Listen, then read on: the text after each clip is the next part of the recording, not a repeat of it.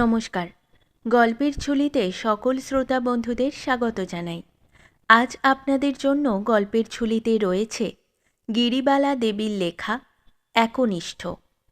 গল্পটি ভালো লাগলে একটা লাইক এবং কমেন্ট করে জানানোর অনুরোধ রইল। আর চ্যানেলে নতুন হয়ে থাকলে আরও গল্প শোনার জন্য চ্যানেলটি সাবস্ক্রাইব করতে কিন্তু ভুলবেন না। তাহলে চলুন শুনে নেওয়া যাক আজকের গল্প। স্নানের ঘাটে মহিলা মজলিস বসে আছে। অদ্যকার আলোচ্য বিষয় দক্ষবালার স্বামী বিলাসের নৈতিক চরিত্র। লোকটা তেমন ভালো নহে, তবে যতটা রটে ততটা কিছু ঘটে নাই। গতরাত্রে জেলেপাড়ায় বাতাসির ঘরের কাছে কে নাকি তাহাকে ঘুরিতে দেখিয়াছিল। পাড়ার মুকুটমণি ও প্রধানা কালা কাহারও অন্যায় অনাচার নির্বিচারে সহিতে পারে না। সামান্য তুচ্ছ ঘটনা তাহার সুতীব্র সমালোচনায় এবং কুৎসা প্রচারের কালিমায় বৃহৎ রূপ ধারণ করে। একে ক্ষুরোধার রসনার অধিকারিণী, তাই সচ্ছল গৃহের গৃহিণী বলিয়া পাড়ার মেয়েরা চিরদিনই তাহাকে সম্মানের আসনে প্রতিষ্ঠিত করিয়া রাখিয়াছে। কেহ তাহার মতের বিরুদ্ধে টুঁ শব্দ করিতে সাহস পায় না।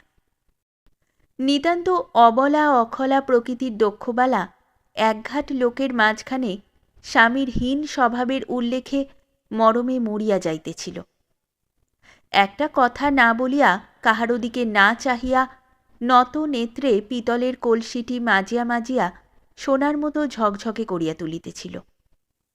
দক্ষবালার নীরবতায় প্রখর প্রগতিবাদিনী বগলা মনে মনে বিরক্ত হইতেছিল। মেয়েদের ঢাকা চাপা মিনমিনে ভাব সে দেখিতে পারে না। চুপ করিয়া থাকিলে কি পুরুষ মানুষকে কখনো শায়েস্তা করা যায়? তাহার গলার সঙ্গে গলা মিলাইয়া চারিদিকে বিষ ছড়াইতে না পারিলে ঘাড়ের পেতনি সহজে নামে না। দক্ষবালার নিকট হইতে উত্তরের প্রতীক্ষায় বগলা আর থাকিতে পারিল না।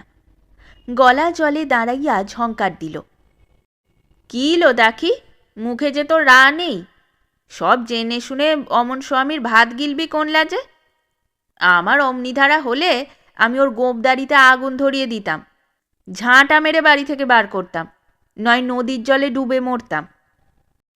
একটি চপল নয়না কিশোরী গায়ে সাবান ঘষিতে ঘষিতে বলিয়া উঠিল, তোমার কথা আলাদা ঠান্দি। তুমি ভাগ্যি করে বাপের বিষয় পেয়েছ, ঠাকুরদার বেড়ানোর বয়স পার করে দিয়েছ। তোমার বুদ্ধি বিবেচনা আছে, তুমি যা পারবে বউ তা পারবে কেমনে? ওর বাপ মা নেই, তিনকুলে দাঁড়াবার ঠাঁই নেই। বাতাসের গলায় দড়ি দিয়ে ও যদি স্বামীর সাথে ঝগড়া বাঁধায়, সে যদি রেগে বাড়ি থেকে বার করে দেয় ওকে, তবে যাবে কোন চুলোয় বলতে পারো? যাদের বিদ্যা বুদ্ধি নেই তারা যে একেবারেই নিরুপায় অসহায়। মুখ্য সূক্ষ্ম মেয়েরা চিরকাল যেমন মুখ বুজে চোরের মতো কিল খেয়ে আসবে, এখনও তেমনই খাবে। আমাদের আবার আলো, আমাদের আবার অন্ধকার। কালা সগর্জনে কহিল, ছোট হলে যে ছাগলে মুড়ে খায় তা কি জানিস নে করি? গোড়া থেকে শাসন না করে মেয়েরাই যে পুরুষ জাতের আস্পর্ধা বাড়িয়ে দিয়েছে। বিষয় আশয় কিছু না, আসলে থাকা চাই বেঁধে রাখবার ক্ষমতা। আজই না ওর বয়সে ভাটা পড়েছে, কিন্তু বলুক দেখি গাঁয়ের কেউ, কার ঘাড়ে কটা মাথা আছে? বগলা বামুনির স্বামীর নামে একটা কথা বলে। আমি যা পেরেছি অন্যেরই বা সে মুড়ো থাকবে না কেন? বিয়ে করা বউকে বের করে দেওয়া অত সোজা নয় লো। ঘাড় ধরতে এলে কানে হাত বাড়ালেই ওরা ঠান্ডা হয়ে যায়। ওর মরণ, ও যাবে অমন গুণের স্বামীর ভাত খেতে সোহাগ করতে। আমি হলে মরে যেতাম। তোমার ভাগ্যি ভালো ঠান্দি, তুমি স্বামী সোহাগিনী, কিন্তু সবার পক্ষে কি প্রাণ দেওয়া সহজ? কয়জনা প্রাণ দেবে? কে না ডুবে ডুবে জল খায়? সমস্ত জেনে শুনে বউরা না জানার ভান করে নিজেদের মান বজায় রাখে। রায়গৃহিণী গামছা চিপিতে চিপিতে ফোড়ন দিলেন, মা গো, একরত্তি মেয়ে কি বচন বাগিস! জানাশোনার কোনোটা বাকি নেই। এতই যদি জ্ঞানকাণ্ড, তাহলে স্বামীকে নজরের বাইরে রেখে বাপের বাড়ি হাওয়া খেতে এসেছিস কেন লো? আঁচলের তলায় লুকিয়ে রেখে ডুবে ডুবে জল খাওয়া এখন থেকেই বন্ধ করে দে।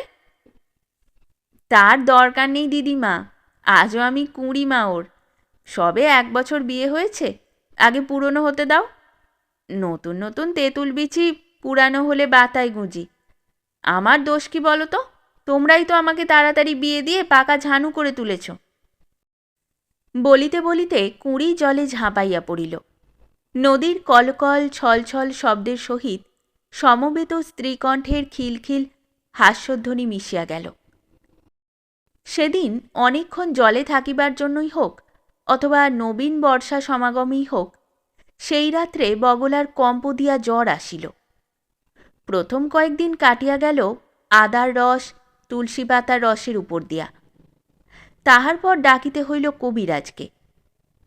কবিরাজ দেখিয়া শুনিয়া জানাইলেন, জ্বর সাধারণ হইলেও বুকে সর্দি বসিয়াছে, অত্যন্ত সাবধান না হইলে গুরুতর হইবার আশঙ্কা আছে। বুকের সর্দির কথায় বগলা ভয়ে কাঠ হইয়া রহিল। জীবনে ঢের ভোগ হইয়াছে, কিন্তু এখনও ভোগের পিপাসা নিবৃত্তি হয় নাই। সোনার সংসার, অনুগত পুত্রকন্যা, একনিষ্ঠ স্নেহময় প্রেমময়ী স্বামী, এত সুখ রাখিয়া সাধ করিয়াকে মরিতে চায়? বগলা মরিতে চাহিল না। মৃত্যু ভয়ে ভীতা হইয়া সে নিজের প্রতি অতিশয় যত্নশীল হইল। স্বামী তারিণীচরণের বয়স হইয়াছে, তাহাকে দিয়া রোগের সেবা চলিতে পারে না। মেয়েরা শ্বশুরালয়ে, ছেলেটি প্রবাসে। আসন্ন প্রসবা বধূ নিকটে আছে বটে, কিন্তু তাহার দ্বারা সেবা শুশ্রূষার আশা সুদূর পরাহত। পেটেরটির বোঝা বহিয়া কোলের অস্থিচর্মসার 1 বছরের শিশু লইয়া সে বিব্রত, অথচ সেবার অভাবে বগলা মরিতে পারে না। সেদিন তারিণীচরণ স্ত্রী শিয়রে বসিয়া পাখা করিতেছিল। বগলা খপ করিয়া স্বামীর হাতখানা মুঠায় চাপিয়া কহিল, দেখো, বুকে সর্দি জমলেই তো নিমোনিয়া হয়, নিমোনিয়া থেকে ডবল নিমোনিয়ায় দাঁড়ায়। আমার যদি তাই হয়, আমি যদি না বাঁচি। সজল নয়নে তারিণীচরণ উত্তর করিল, ছি ছি বউ, অমন কথা বলতে নেই। তোমার ওসব ছাই ভস্য হতে যাবে কেন? সামান্য সর্দি 2 দিনেই সেরে যাবে। বৌমা এক্ষুনি বুকে ওষুধ মালিশ করে দেবে, পায়ে গরম তেল দিয়ে দেবে। বলো তো, আমিও দিয়ে দিতে পারি। স্বামীর সেবার আগ্রহে বগলা পুলকিত হইয়া কহিল, না, তোমাকে দিয়ে আর এ বয়সে পদসেবা করাতে চাইনে। বৌমার কথা বলবো, ও আমার শেকতাপ দেবে কখন? ছেলেটা অষ্টপ্রহর চামবাদুরের মতন কাঁখে ঝুলেই রয়েছে, দিনরাত ট্যাঁট্যাঁ করবে। ওকে দিয়ে কোনো কিছু হবার নয়। এদিকে ঠিক মতন শেকতাপ না হলে আমার অসুখ নিশ্চয়ই বেড়ে যাবে। এখন ভাবছি, কাল রোগ যখন বুকে এসে বাসাই বাঁধল, বছর 5 আগে বাঁধলে তোমার তখন দর থাকতো। 5 বছরে 2 মেয়ের বিয়ে দিয়েছি, বউ ঘরে এনেছি। এখন এ বুড়ির বদলে সুন্দর তাজা টাটকা একটি আনবা তোমার আর আশা নেই। তারিণীচরণ সবিস্ময়ে জিজ্ঞাসা করিল, এ কি বউ, তোমার মুখে এমন কথা? এতকাল সংসার করে আজও তুমি আমায় চিনতে পারলে না? 5 বছর কি বলবো, 20 বছর আগেও যদি তুমি আমাকে ছেড়ে যেতে, তবু আমি অন্য স্ত্রীলোককে স্পর্শ করতাম না। অন্যের সঙ্গে যাবার আগে নদীর জলে প্রাণ বিসর্জন দিতাম। আমি বুড়ো হয়ে গেছি, আমার বুড়িই ভালো। তাজা টাটকা যারা, তারাই তাজা সন্ধানে থাকুক। যত্নের অভাবে আমি তোমার রোগ বাড়তে দেব না, সে ভয় করো না। এক্ষুনি আমি তোমার মালিশ দেবার লোক আনছি। আনন্দে বগলার চোখ জলে ভরিয়া গেল। স্ত্রীলোকের স্বামী হইলে এমনি তপস্যার নিধি হওয়া উচিত, যেমন একনিষ্ঠ তেমনি হৃদয়বান। লোকে কথায় বলে, আলসের গঙ্গা নিকটে মিলিতে বিলম্ব হয় না। ভিন্ন গ্রাম হইতে বাড়ির বৃদ্ধা দাসীর বিধবা বঞ্ঝি সুখীর আসিতে দেরি হইল না। সুখী ঝিগিরি করিয়া খাইলেও দিব্য ফিটফাট, বয়সে পাক ধরিলেও প্রসাধন পটু। কোমরে রূপার গোট, আঁচলে চাবি বাঁধা, ঠোঁট পান দোক্তায় রঞ্জিত, চুল পাতা কাটা। নূতন ঝি যা হোক, তাহার কিন্তু পয় আছে। বাড়িতে পা দিতে না দিতে বগলার জ্বর কমিয়া গেল, বুকের দোষ আরাম হইল। স্বামী সঙ্গের আশায় আদরের আশায় সে কিন্তু তাহা স্বীকার করিল না। কৃত্রিম রোগ বৃদ্ধির ভান করিয়া তারিণীচরণকে কাছে কাছে রাখিতে লাগিল।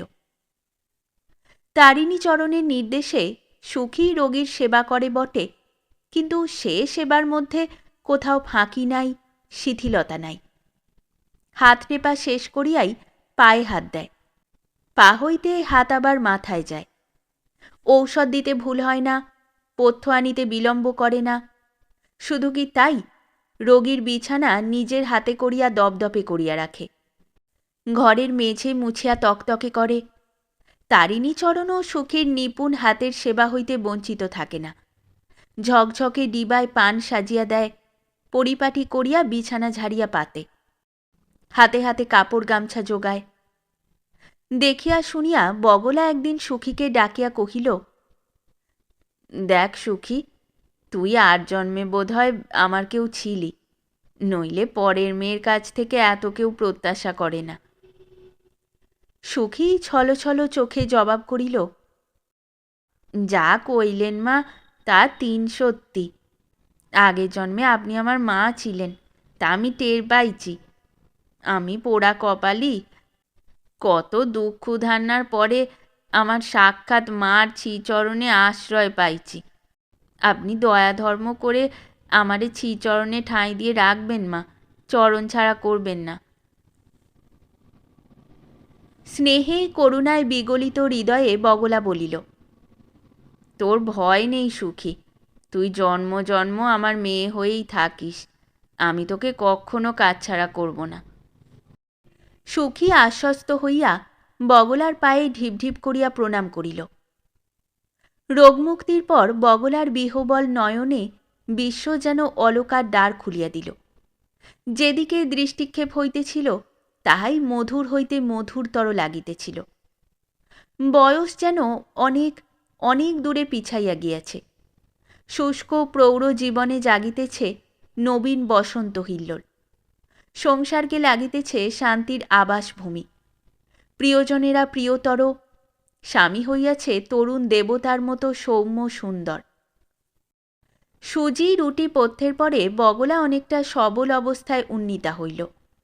পরের দিন অন্নপথ্য, সুদীর্ঘ 1 পক্ষকাল পরে।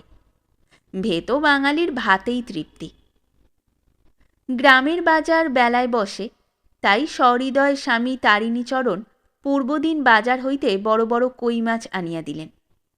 বগলার পূর্বজন্মের মেয়ে সুখী মাটির কলসিতে সযত্নে কই মাছ জিয়াইয়া রাখিয়া দিল। বাগান খুঁজিয়া পলতা পাতা সংগ্রহ করিল। বগলা ভাতের সঙ্গে পলতার বড়া খাইতে চাহিয়াছে। পুরাতন চাল ঝাড়িয়া বাছিয়া রাখিল। কচি ঝিঙা পটল ভাতে মুখরোচক বলিয়া সুখী তাহা জোগাড় করিয়া রাখিতে ভুলিল না। ভুলিবে কিরূপে? জন্ম জন্মান্তরের সম্পর্কের টান কি এতটুকু কথা? সেদিন রাতে ভারী গুমোট পড়িয়াছিল। আকাশে ভারে ভারে বর্ষার মেঘ জমিতেছিল, কিন্তু বর্ষণ হইল না। বাতাস স্তব্ধ। ছোট্ট ফালি ঘরটিতে গরমে বগলা ঘুমাইতে পারিতেছিল না। বাড়ির সবচেয়ে বড় ঘরখানা কর্তা গৃহিণীর। জোড়া খাটে চিরন্তন বিছানা পাতা। বাতাসের অত্যাচারে রোগ বৃদ্ধির আশঙ্কায় বগলা সাধের শয়নমন্দির ছাড়িয়া তাহারই সংলগ্ন ছোট ঘরে স্বেচ্ছায় রোগশয্যা পাতিয়াছিল। তারিণীচরণের আবার অন্ধকারে ঘুম হয় না, সারা রাত আলো চাই। বগলারও সেই অভ্যাস, কিন্তু অসুখে আলোর প্রতি বিরাগ হইয়াছে, তাই মাঝের দরজাটা ঈষৎ ভেজানো থাকে। বগলার ঘরের মেঝে সুখী শয়ন করে। প্রতিদিনের মতো সুখী মেঝে অকাতরে ঘুমাইতেছিল। তারিণীচরণেরও সারা শব্দ নাই, গভীর নিদ্রায় মগ্ন। বাড়িখানি নীরব নিঝুম, জগৎ নিস্তব্ধতার কোলে ঢলিয়া পড়িয়াছে। কেবল নিদ নাই বগলার আঁখিপাতে। বগলা রাতটাকে যেন 2 হাতে ঠেলিয়া সরাইয়া দিতে পারিলেই বাঁচে। প্রভাতে ভাত খাইবার লোভে, না আরও কিছুর লোভে? প্রধান লোভ তাহার জোড়া খাটের বিছানা। তারিণীচরণ একদিন নিভৃতে কানে কানে কহিয়াছিল, তুমি শিগগির সেরে ওঠো বৌ, আমি যে শূন্য বিছানায় থাকতে পারছি নে, রাতে আমার ঘুম হয় না। তোমার বিছানার দিকে চাইলে প্রাণের ভেতর খাঁ খাঁ করে। তুমি আমার ঘরের লক্ষ্মী, হৃদয়ের লক্ষ্মী। তুমি কাছে না থাকলে আমি আরাম পাই না। কথাগুলি তরুণের মুখ হইতে বাহির হইলেই শ্রুতিমধুর হইত, কিন্তু সবই যদি তরুণ তরুণী একচেটে করিয়া রাখে, তাহলে বুড়ো বুড়ি যায় কোথায়? মানুষের বয়স বাড়িলেই কি রসের সমুদ্র শুকাইয়া যাইবে? স্বামীর সেই কবিত্বের রেশ আজও বগলার হৃদয়তন্ত্রীতে রিনিঝিনি বাজিতেছিল। নিদ্রাহারা বগলা আপনার মনে কল্পনার জাল বুনিতে লাগিল। প্রভাত হইলেই সে গরম জলে সুগন্ধি সাবানে আরোগ্য স্নান সারিয়া লইবে। অপরাহ্নে সুখীর সাহায্যে কেশ রচনা করিয়া গত পূজার শান্তিপুরী শাড়িখানি পরিবে। সুখী চুলের পাট বেশ জানে। এই কয়েকদিনে তাহার সামনের পাকা চুল বাছিয়া জট ছাড়াইয়া দিয়াছে। পান সাজে ভালো। স্বামী সুখীর সাজা পানের কত প্রশংসা করেন। বগলা সন্ধ্যায় সখীকে দিয়াই এক ডিবা পান সাজাইয়া রাখিয়া দিবে, আর রাখিয়া দিবে কতগুলি বকুল ও চাঁপা ফুল। মালা গাঁথা এখন শোভা পায় না। মালার পরিবর্তে মাথার বালিশের পাশে বাটি করিয়া ফুল রাখাই ভালো। হৃদয়ের পটভূমিকায় নানা রঙের রঙিন ছবি আঁকিতে আঁকিতে বগলা অবশেষে ঘুমাইয়া পড়িল। এক চাপা হাসির মূর্ছনায় সহসা বগলার সুপ্তির ঘোর যখন ভাঙিয়া গেল, তখন রাত প্রায় শেষ হইয়াছে। বিদায়গামী চন্দ্র মলিন পাণ্ডুর মুখে আকাশের কোণে ঢলিয়া পড়িয়াছে। রাতের গুমট কাটিয়া গেছে, ঝিরঝিরে বাতাস বহিতেছে। সুখীর বিছানা শূন্য, মাঝের ভেজানো দরজা অনেকটা খোলা। বগলার অত সাধের জোড়া খাটে তারিণীচরণ একাকী নাই। অকস্মাৎ বগলার সমস্ত শরীরের মধ্য দিয়া একটু তীব্র বিদ্যুৎ প্রবাহ বহিয়া গেল। সে উঠিয়া বসিতে পারিল না। দুই হস্তে চক্ষু মুদিয়া পুনরায় তাকাইল।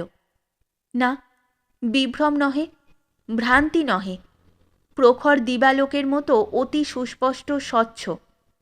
কোথাও ঝাপসা নাই, আবরণ নাই। বগলা চিৎকার করিয়া কি যেন বলিতে যাইয়া পারিল না। তাহার রুদ্ধ কণ্ঠ ভেদ করিয়া এক অব্যক্ত ধ্বনি মাত্র বাহির হইল। দুর্বল মস্তিষ্ক ঝিমঝিম করিতে লাগিল। সে সভয়ে চক্ষু মুদ্রিত করিল। প্রভাতে বধূ আসিয়া হাসি মুখে ডাকিল, মা, আজ এখনো যে আপনি মুখ ধুলেন না?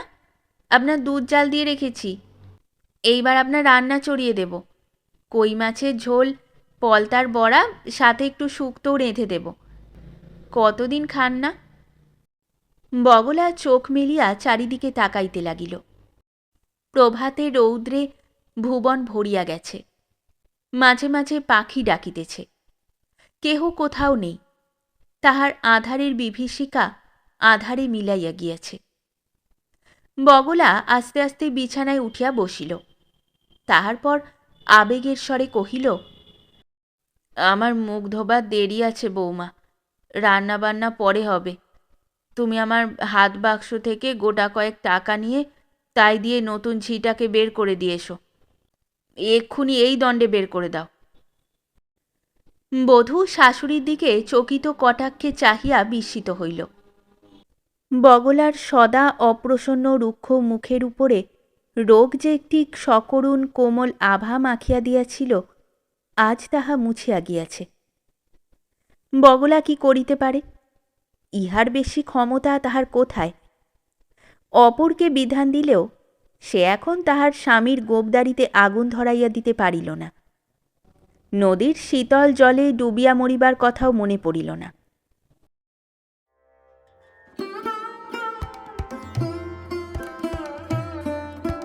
শেষ হলো আমাদের আজকের গল্প। গল্প পাঠে এবং বিভিন্ন চরিত্রে আমি তৃষিতা। গল্পটি ভালো লাগলে লাইক এবং শেয়ার করে দেবেন। আর চ্যানেলে নতুন হয়ে থাকলে আরও গল্প শোনার জন্য চ্যানেলটি সাবস্ক্রাইব করতে কিন্তু ভুলবেন না। খুব তাড়াতাড়ি নতুন একটি গল্প নিয়ে ফিরে আসব। সকলে ভালো থাকুন, শুনতে থাকুন গল্পের ঝুলি।